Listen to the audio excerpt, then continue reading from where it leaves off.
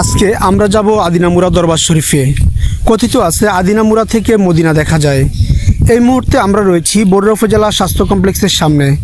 বরুড়া থেকে বাতাসুরি বাজার হয়ে আমরা চলে যাব আদিনামুরা দরবার শরীফে।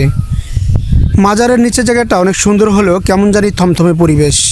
আমাদের বাইক একপাশে পার্কিং করে স্থানীয় দোকানদারকে বলে গেলাম। মাজারের গেটের একপাশে মোমবাতি আগরবাতি সহ তাবারুকের দোকান আছে।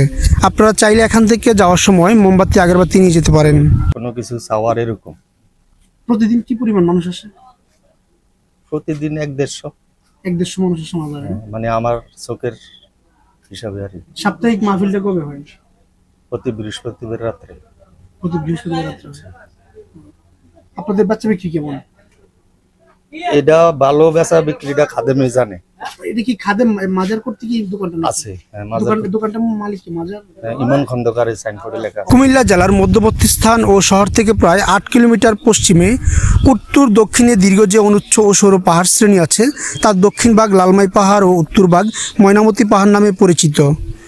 কুমিল্লা জেলার আদর্শ সদর দক্ষিণ বুড়িচং ও বরুড়া উপজেলার অংশবিশেষ নিয়ে লালমাই ময়নামতি পাহাড়ের অবস্থান।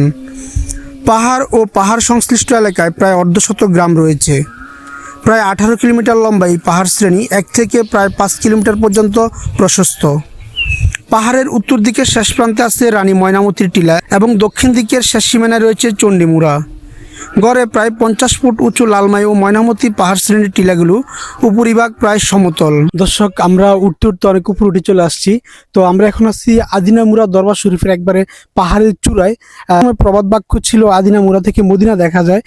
যদিও আসলে কথাটা কতটুকু সত্যি আমি জানি না, বাট আমরা এখন আছি একদম আদিনামুরা বা আদিনা দরবার শরীফের একদম উপরে আছি। তো আমরা এই ভিডিওতে পুরো বিষয়গুলো আপনারা দেখাবো যে মাজারে কি কি আছে বা কারা আছে, কারা দায়িত্বে আছে, কিভাবে মাজারটা পরিচালনা করা হয়, এই বিষয়টা আমরা ভিডিওর মাধ্যমে তুলে ধরবো।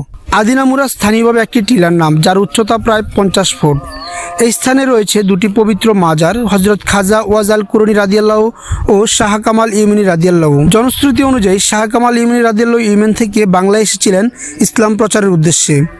তিনি লালমাই পাহাড় এলাকায় দাওয়াত ও তাবলিগের কাজ করেন এবং মৃত্যুর পর তাকে এখানেই সমাহিত করা হয়।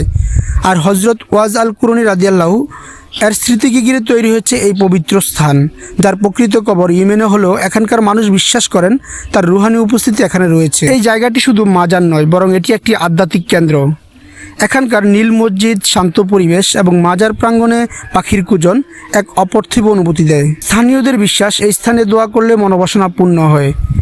এমনকি একটি জনপ্রিয় লোককথা আছে, আদিনামুরা থেকে মদিনা দেখা যায়। প্রতি বছর এখানে অনুষ্ঠিত হয় ওরস ও ইসলামিক মাহফিল, যেখানে দেশের নানা প্রান্ত থেকে ধর্মপ্রাণ মানুষ এসে অংশ নেন।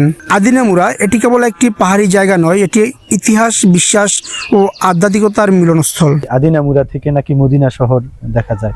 আসলে বিষয়টা কতটুকু সত্য অথবা বাস্তবসম্মত এই বিষয়টা আমার জানা নেই, কিন্তু আমি এখান থেকে আসলে দেখিনি। কিন্তু একটা জিনিস আমার কাছে মানে চিন্তার, যে আসলে এখানে দাঁড়িয়ে মানে পশ্চিম দিকে তাকালে একটা আবেগ কাজ করে।